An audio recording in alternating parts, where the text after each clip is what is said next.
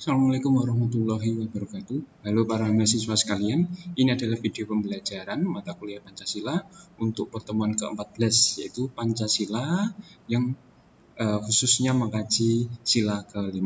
Nah, sebelum perkuliahan dimulai, silakan Anda siapkan alat tulis dan buku catatan Anda untuk mencatat poin-poin penting dari penjelasan saya.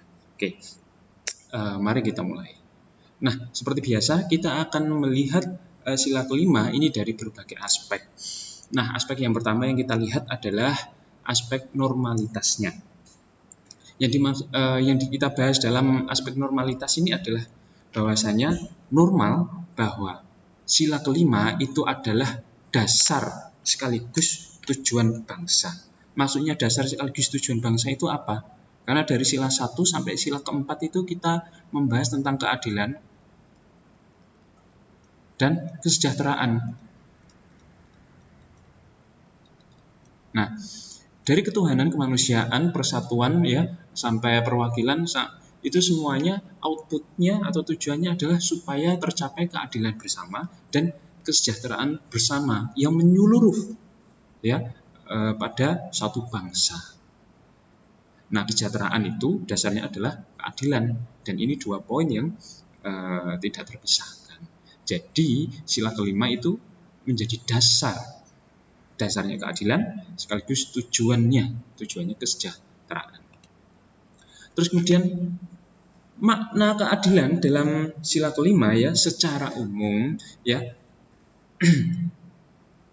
keadilan dalam sila kelima adalah prinsip proporsional sesuai apa yang dibutuhkan, sesuai antara pemenuhan hak individual dengan kewajiban, hak dan kewajibannya dipenuhi dan itu dalam segala bidang, antara pemenuhan jasmani dan rohani, pemenuhan kebutuhan individu dan kebutuhan sosial ya, hak dan kewajiban dalam bidang politik, dalam bidang ekonomi, dalam bidang budaya, dalam bidang pendidikan ya, semuanya ada kewajiban dan ada hak yang dipenuhi.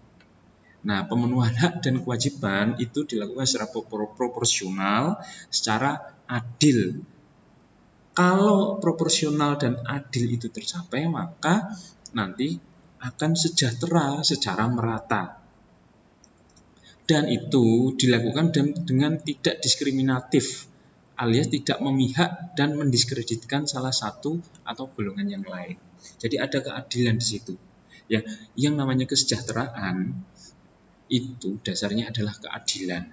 Kalau kesejahteraan itu tidak merata, berarti ada ketidakadilan di situ. Entah ketidakadilan dalam pemenuhan hak, entah itu dalam kewajibannya, entah dalam bidang ekonomi, dalam bidang pendidikan dan semacamnya. Nah, kemudian adil itu juga tidak bisa dimaknai sebagai sama.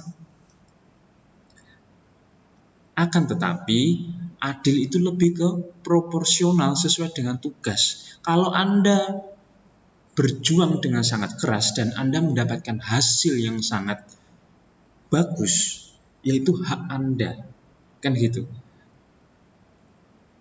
Dan setiap hak, setiap kewajiban itu ada tanggung jawab dan posisinya masing-masing. Jadi adil itu tidak bisa seenaknya sendiri. Ya, tidak berarti bebas gitu, tetapi ia tetap proporsional sesuai dengan tugas, sesuai dengan tanggung jawab, dan sesuai dengan posisinya masing-masing. Itu adil. Nah, kemudian ya, keadilan sosial itu bukan berarti meniadakan kompetisi, tidak. Dalam keadilan sosial, kompetisi itu tetap diperlukan. Namun idealnya dalam Pancasila ya, kompetisi yang diidealkan adalah kompetisi yang sehat, kompetisi yang fair, kompetisi yang jujur, kompetisi dalam hal-hal yang baik atau fastabiqul khairat.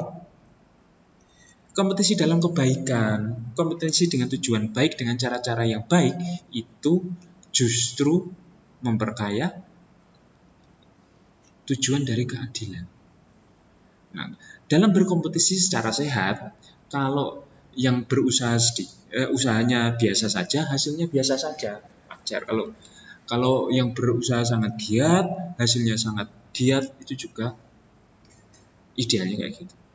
Nah, ini adalah normalitas sila kelima. Selain itu, ya, sila kelima itu kita lihat sebagai dasar dari terbentuknya sistem ekonomi yang Pancasilais. Di dalam sila kelima itu ada semangat gotong royong agar kesejahteraan bersama, kesejahteraan umum, masyarakat yang sejahtera, masyarakat yang madani itu tercapai, maka itu harus dilakukan secara gotong royong. Nah, ekonomi Pancasilais itu adalah ekonomi yang gotong royong. Bentuk konkret dari ekonomi yang Pancasilais adalah dengan adanya sistem koperasi. Kalau Anda tergabung sebagai anggota koperasi kan ada iurannya. Dari iuran koperasi itu terus kemudian digunakan untuk berusaha. Usaha itu dapat laba. Labanya itu dikembalikan secara proporsional kepada anggota koperasi tadi. Itu yang disebut sebagai fundamental ekonomi Pancasilais dengan sistem koperasi. Dan juga sila kelima ini ya adalah yang mendasari UUD 1945 pasal ketiga, di mana koperasi itu menjadi manifestasi dari ayat pertama. Perekonomian disusun sebagai usaha bersama berdasar atas asas kekeluargaan. Koperasi. Kemudian juga pada pasal 33 ini, ayat kedua itu jelas, cabang produksi yang penting bagi negara dan menguasai hajat hidup orang banyak itu dikuasai negara. Nah, maka kita tidak heran kalau negara itu kemudian memiliki banyak BUMN. Karena BUMN adalah perwakilan negara dalam mengurusi berbagai wilayah negara yang menguasai hajat hidup orang banyak. Dilanjutkan di pasal ketiga. Ayat ketiga. Bumi dan air dan kekayaan alam yang terkandung di dalamnya dikuasai oleh negara dan dipergunakan untuk sebaru-barunya kemakmuran rakyat. Nah, ada Pertamina, ada Migas, ada Telkom, ada Pos, ada Antam, ada berbagai macam BUMN, ya kurang lebih ada puluhan atau bahkan ratusan BUMN dan anak cabang BUMN yang itu fungsinya adalah untuk menguasai ya pos-pos penting di negara ini yang nanti hasilnya adalah untuk kemakmuran rakyat, untuk pembangunan. Nah, itu adalah amanah dari sila kelima yang dijabarkan dalam konsep pasal 33. Kalau cabang-cabang produksi yang penting, terus kemudian kekayaan alam itu diswastakan, maka yang terjadi adalah swastanisasi, kapitalisasi untuk kemakmuran orang yang memiliki modal tadi, atau dalam bahasa populernya ya hanya untuk mensejahterakan para kapitalis saja, yang punya modal saja, yang punya alat-alat produksi saja. Sedangkan selain itu hanya buruh-buruh saja dan konsumen saja yang yang tidak menikmati hasilnya, yang tidak sejahtera. Nah, normalitas sila kelima ini sebenarnya juga kita dapati ya sumbernya dalam Al-Quran, terutama pada Quran surat Al-Maidah ayat 8. Di situ jelas Allah berfirman bahwasanya wahai orang-orang yang beriman, jadilah kamu sebagai penegak keadilan karena Allah. Ketika menjadi saksi, jadilah saksi dengan adil. Nah, dan janganlah kebencianmu terhadap suatu kaum mendorong kamu untuk berlaku tidak adil. Walaupun benci, jangan sampai kebencianmu itu membuat kamu tidak adil terhadap mereka. Maka tetaplah adil. Karena adil itu lebih dekat kepada takwa. Dan bertakwalah kepada Allah. Sungguh Allah maha teliti terhadap apa yang kamu kerjakan. Ini adalah dasar kalau kita cari dari firman Allah ada di Quran surat Al-Maidah ayat 8. Sehingga ini tidak hanya urusan akal budi manusia, tetapi keadilan itu sesuatu yang diperantakan secara transenden. Nah, itu adalah dari sisi normalitas sila kelima. Ya, dari historisitas ini sila kelima, ya, dari dulu ya kita sudah mengenal istilah Gemah Ripah Loh Jinawi Toto Tentrem Kerto Raharjo. Ini istilah yang menggambarkan bahwa kesejahteraan itu sudah diidam-idamkan bahkan sejak nenek moyang kita, sejak zaman kerajaan-kerajaan Nusantara, sejak Pulau Jawa itu masih menjadi kepulauan-kepulauan. Pulau Muria itu masih terpisah dari Jawa. Pulau Lasem itu masih terpisah dari Jawa. Itu semua itu sudah ada istilah Gemah Ripah Loh Jinawi Toto Tentrem Kerto Raharjo. Dan imaji atau mimpi atau keinginan untuk sejahtera itu sesuatu yang sifatnya alami. Nah, kemudian kalau kita melihat ke zaman sejarah kolonial negara kita ini jelas negara kaya, Zamrud Khatulistiwa, tetapi rakyatnya merana. Pada zaman kolonialisme misalnya, ya pada zaman Belanda misalnya ada culture stelsel atau tanam paksa, atau juga misalnya kerja paksa atau Herdenstein. Itu kalau tanam paksa misalnya, kita menjadi buruh dari atau masyarakat pribumi menjadi buruh dari perusahaan-perusahaan perkebunan, entah itu kopi, teh, rempah-rempah dan semacamnya yang hanya jadi buruh saja. Hasilnya itu kemudian diekspor ke Belanda dan keuntungannya dinikmati oleh kolonial tadi. Sedangkan masyarakat ya tetap aja jadi petani buruh, petani yang bekerja untuk majikannya, bukan untuk bekerja untuk diri sendiri. Kemudian juga Herdenstein itu juga kerja paksa. Yang itu sama dengan Jepang Romusa, kerja paksa. Kerja dengan pressure yang tinggi, ya lembur, ya bikin jalan dari Anyer, Panarukan dan juga pengerukan hasil-hasil bumi itu terjadi pada zaman Jepang maupun zaman Belanda. Romusa ataupun Herdenstein sama saja. Artinya ya di situ ada penderitaan rakyat selama masa kolonialisme yang mana itu terus kemudian mengkristalkan ide mengenai kesejahteraan dan keadilan sosial. Gimana sih ini? Kita yang kerja, kita yang susah, kita yang menderita, kok mereka yang kaya, kan gitu. Dari sinilah kristalisasi ide tentang kesejahteraan dan keadilan sosial itu terus kemudian dalam rapat BPUPKI itu muncul istilah kesejahteraan. Baik dari A. Yamin, Supomo maupun Soekarno, semuanya mengidam-idamkan kesejahteraan. Nah, terus kemudian masih dalam wilayah historis, kita melihat historisitas konsepsi keadilan sosial ala Indonesia. Nah, dalam historisitas keadilan sosial ala Indonesia, kita melihat munculnya atau sejarah munculnya kesadaran keadilan ekonomi. Apa itu kesadaran keadilan ekonomi? Ini adalah ungkapan pada orang-orang yang mata pencahariannya itu tidak bergantung pada pemerintah kolonial maupun ekonomi kolonial. Jadi pada waktu itu kolonialisme itu menjadi gantungan bagi rakyat-rakyat pribumi yang wong cilik ya, yang ekonomi lemah untuk menggantungkan diri. Para buruh perkebunan, para buruh tani, pada para para tukang, para pekerja kasar itu menggantungkan diri dari proyek-proyek sistem ekonomi yang dibangun oleh kolonialisme.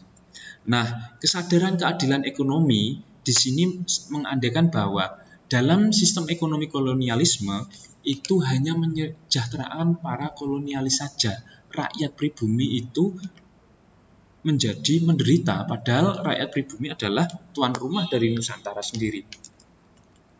Dari situlah muncul kesadaran keadilan ekonomi yang kemudian disebut sebagai kaum mardika atau kaum merdeka, yang mana itu kemudian salah satunya adalah menjadi satu kumpulan atau ormas yang disebut sebagai Sarekat Dagang Islam atau SDI yang kemudian berubah menjadi Sarekat Islam. Gerakan-gerakan dari Sarekat Islam ini untuk menumbuhkan ekonomi yang berkeadilan adalah misalnya dengan membantu para buruh tani, para buruh perkebunan, para para tukang itu untuk memiliki usaha sendiri, atau kalau anak sekarang istilahnya wirausaha atau entrepreneur. Kalau kita memiliki usaha sendiri, wirausaha atau entrepreneur, itu kita tidak tergantung pendapatan kita dari sistem yang dibangun oleh Belanda, karena kita berusaha sendiri, jualan sendiri, dagang sendiri, terus kemudian hasilnya kita nikmati sendiri. Bukan kita yang berusaha, tapi labanya dinikmati oleh para kolonialis tadi. Nah, maka kaum merdeka atau kaum mardiko ini adalah orang-orang yang berusaha untuk berusaha sendiri, menjadi wirausaha, entrepreneur, dan memerdekakan diri dari jeratan ekonomi kapitalis yang dibangun oleh kolonialisme tadi.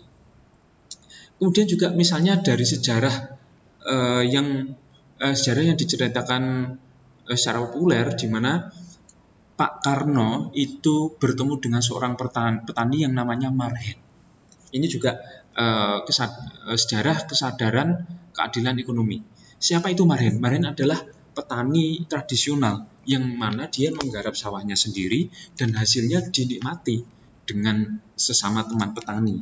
Di situ ada mardiko, di situ ada kemerdekaan petani. Petani menggarap lahannya sendiri, hasilnya dinikmati sendiri, dan tidak tergantung penghasilannya dari sistem ekonomi kapitalis yang dibangun oleh para kolonialis tadi. Ya tentu tidak Marhen sendiri, tetapi Marhen ini bersama dengan teman-teman petani bercocok tanam secara bersama-sama, nanti bagi hasil. Sama kayak koperasi kan juga bagi hasil. Berusaha bersama-sama secara gotong royong, nanti dijual, hasilnya dibagi secara adil, dan itu terus kemudian menjadi dasar dari kesejahteraan. Nah, sosok Marhen inilah yang kemudian menginspirasi Soekarno mengenai sistem ekonomi, aliran atau ideologi Marhenisme, yang mana ideologi Marhenisme itu adalah untuk orang-orang yang merdeka dari kooptasi sistem kapitalis yang dibawa oleh para kolonialis tadi. Terus kemudian juga dari situ kita melihat bahwa perjuangan kesejahteraan melalui keadilan yang terdapat dalam Pancasila, baik secara politik maupun secara ekonomi, itu menitik beratkan pada prinsip gotong royong. Nah, syarikat dagang itu secara gotong royong melakukan penyuluhan, melakukan bahasa sekarang itu melakukan empowerment, melakukan diseminasi, melakukan seminar, melakukan apa. Pokoknya para masyarakat yang lemah itu dikuatkan, dikasih soft skill, dikasih modal usaha, sehingga mereka bisa berdaya. Ada pemberdayaan masyarakat di situ. Terus ada saling tolong menolong. Misalnya dalam contohnya Marhen ini, petani Marhen itu tidak terus kemudian nyangkul-nyangkul sendiri, dijual-jual sendiri, tidak, tetapi dia bersama para petani-petani lain itu melakukan gerakan petani yang merdeka itu tadi. Bahu-membahu demi mencapai kesejahteraan bersama. Jelas ya? Kemudian rasionalitas sila kelima. Nah, teman-teman sekalian, seperti tadi sudah saya jelaskan di awal bahwa sila kelima ini adalah dasar sekaligus tujuan dari sila-sila 1, 2, 3, 4 atau sila sebelumnya. Kenapa? Karena fundamental sila kelima adalah sila-sila sebelumnya. Misalnya, kenapa rakyat tidak sejahtera? Mengapa rakyat tidak sejahtera? Mungkin karena dari sistem pemerintahannya tidak berjalan dengan baik. Pemerintahannya banyak yang korupsi, pemerintahannya banyak yang bermasalah, administrasinya tidak lancar, APBN jebol, terus kemudian pemilihan presiden banyak kecurangan dan semacamnya. Itu kan sila keempat. Sila keempat. Nah, rakyat tidak sejahtera karena pemerintahnya mengacau. Pemerintahannya kacau. Sila keempatnya tidak jalan. Loh, mengapa kok sila keempatnya tidak jalan? Itu dasarnya pada sila ketiga. Sila ketiga adalah persatuan Indonesia. Nah, pemerintahan kacau karena persatuannya lemah. Rakyat lebih mementingkan kepentingan golongan. Terus kemudian mendiskreditkan golongan lain atau sara. Sehingga yang menjadi presiden adalah bukan presiden seluruh rakyat, tetapi yang menjadi presiden adalah presiden golongan yang kemudian tidak adil kepada rakyat yang lain, pada golongan yang lain. Sehingga dari situ banyak konflik horizontal yang memecah belah persatuan. Ya, golongan A memusuhi golongan B, golongan cebong memusuhi golongan kadrun memusuhi dan semacamnya. Nah, gagalnya sila keempat adalah karena sila ketiga itu juga tidak berjalan secara baik. Kenapa sila ketiga tidak berjalan secara baik? Oh, itu ternyata karena sila keduanya, kemanusiaan yang adil dan beradabnya tidak jalan. Nah, ini kan dasar dari adab itu kan sila kedua. Ya, adab, HAM, DLL ini nggak jalan karena dari keluarga itu tidak diajarkan sopan santun, dari agama itu hanya diajarkan dogma saja, terus kemudian culture ataupun budaya itu sudah dirusak dari budaya Nusantara dengan budaya individualis. Terus kemudian pendidikan itu juga pendidikan adab, pendidikan budi pekerti itu sudah tidak jalan, sehingga di sini kemanusiaannya menjadi kacau.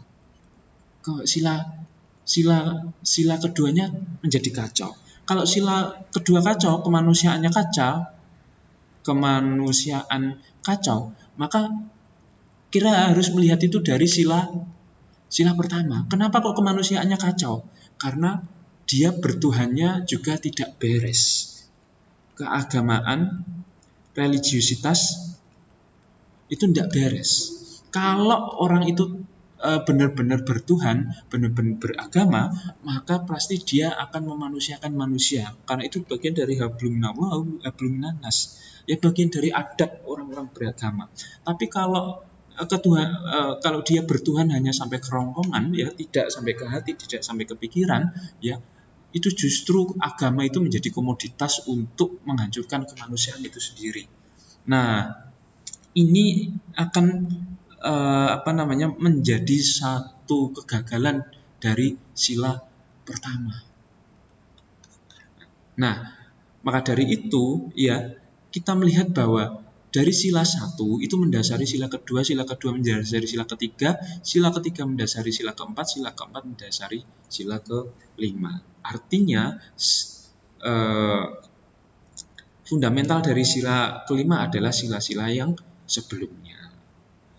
Itu ya, ini saya hapus bagian. Nah, dari sini ya kita melihat bahwa keadilan dalam Pancasila itu berbeda dengan keadilan pada negara-negara sekuler atau negara-negara barat pada umumnya. Mengapa demikian? Kita lihat. Dilihat dari nilai sila pertama saja. Di Indonesia, jika dilihat dari sila ketuhanan, ya, keadilan yang ada merupakan keadilan yang diberikan Tuhan.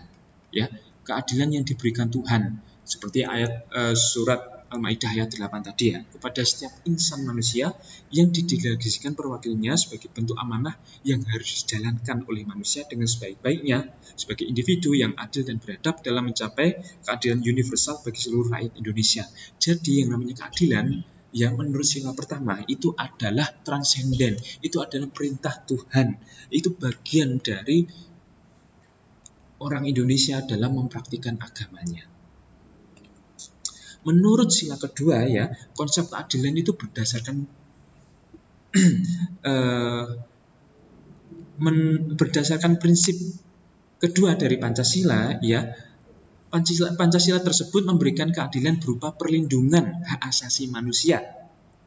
Jelas hak asasi manusia ya itu akarnya pada sila kedua, di mana manusia itu harus saling memanusiakan atau memanusiakan manusia serta menghargai dan menghormati hak-hak dasar manusia dalam memperoleh keadilan.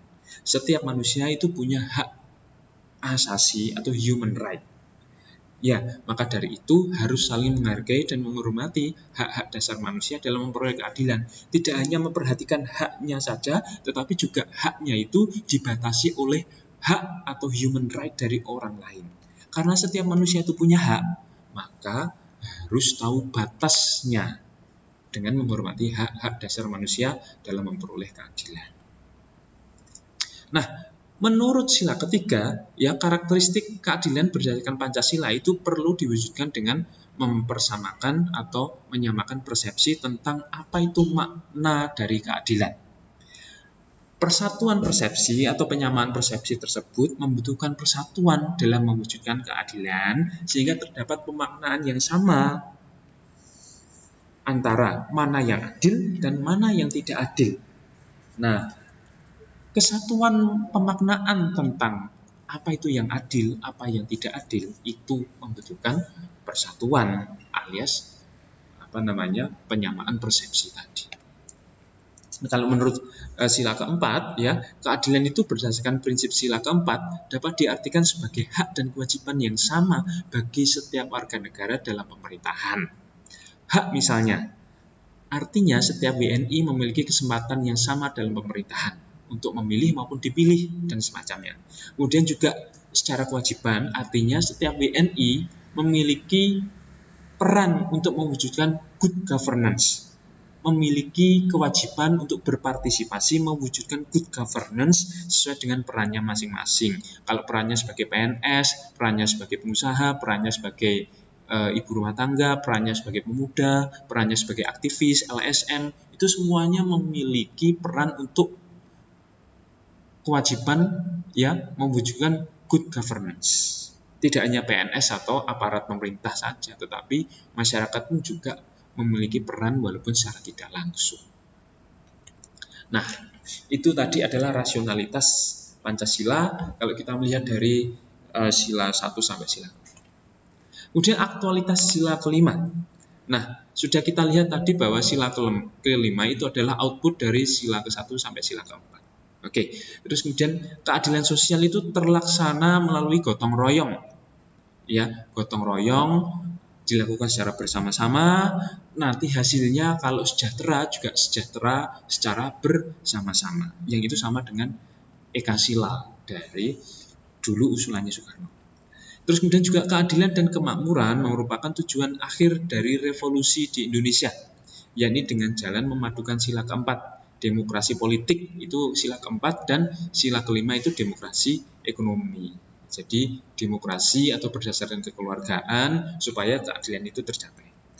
Terus kemudian juga perwujudan dari nilai keadilan sosial ya terwujud dalam sebuah sistem ekonomi kerakyatan yang berkeadilan dengan berdasarkan nilai gotong royong dan saling tolong menolong. Kita sudah melihat tadi ya, itu secara teknis adalah sistem koperasi. Sistem ekonomi yang Pancasilais itu sistem koperasi, yang gotong royong tadi. Nah, kemudian negara dalam mewujudkan nilai keadilan ya bisa dalam bentuk misalnya adalah keadilan relasi dalam setiap lapisan sistem masyarakat. Artinya relasi atau hubungan antar masyarakat itu terbangun secara sehat, bukan terbangun secara tidak sehat atau tidak berkeadilan. Misalnya golongan yang kuat itu menindas golongan yang lemah. Itu namanya diskriminatif, kooptatif. Nah, itu adalah ketidakadilan relasi. Yang kaya menindas yang miskin, yang punya privilege kemudian meninggalkan yang tidak punya privilege. Yang secara status sosialnya itu tinggi kemudian mendiskreditkan yang status sosialnya rendah. Itu namanya ketidakadilan relasi. Terus kemudian juga sila kelima itu menyediakan kesempatan yang sama dalam mengembangkan struktur setiap masyarakat, baik untuk urusan sosial misalnya, ingin berserikat, ingin membangun ormas itu dipersilahkan. Ingin membuat usaha, ingin usahanya menjadi besar itu dipersilahkan. Sehingga ada kesempatan yang sama dalam mengembangkan struktur. Terus kemudian juga memfasilitasi akses informasi, layanan dan sumber daya yang diperlakukan secara proporsional. Jadi negara itu turut campur untuk memfasilitasi akses informasi. Masyarakat itu membutuhkan informasi untuk bekerja, untuk pendidikan, untuk urusan profesional, ya baik itu informasi secara online, informasi secara offline, itu negara memfasilitasi informasi agar masyarakat mendapatkan informasi yang dibutuhkan. Oh, kalau kita ingin mengetahui jumlah penduduk Indonesia, ya ke Badan Pusat Statistik. Kalau kita ingin mengetahui misalnya berapa jumlah orang yang menikah, berapa jumlah orang yang bercerai, oh ya ke bagian pengadilan agama di kabupaten, provinsi atau nasional. Nah, negara memfasilitasi akses informasi untuk berbagai keperluan. Terus kemudian juga adanya dukungan ya terhadap semua orang dalam pemenuhan kebutuhan kesejahteraan yang bersifat ekonomi maupun dalam kerangka pemulihan martabat, pemupukan solidaritas kebangsaan, dan penguatan kedaulatan rakyat. Artinya negara hadir ketika orang itu mau sekolah tapi nggak punya duit, negara hadir gimana memberikan beasiswa. Ketika masyarakat itu pengen membangun usaha tetapi nggak punya modal, negara juga hadir gimana memberikan kredit usaha yang itu murah dan terjangkau. Kalau ada orang yang merasa diperlakukan tidak adil, maka negara juga hadir dengan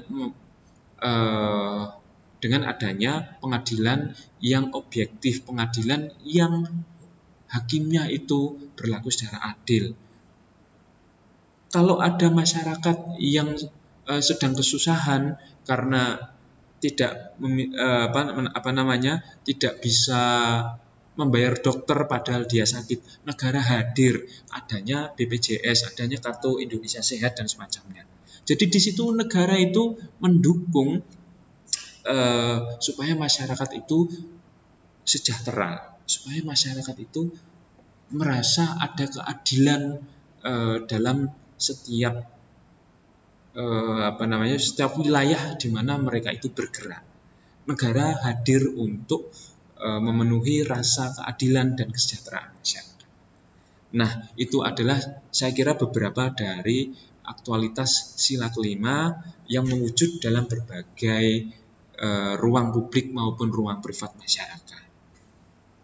Nah, saya kira itu dulu penjelasan saya mengenai sila kelima. Sampai jumpa di pertemuan berikutnya. Wassalamualaikum warahmatullahi wabarakatuh.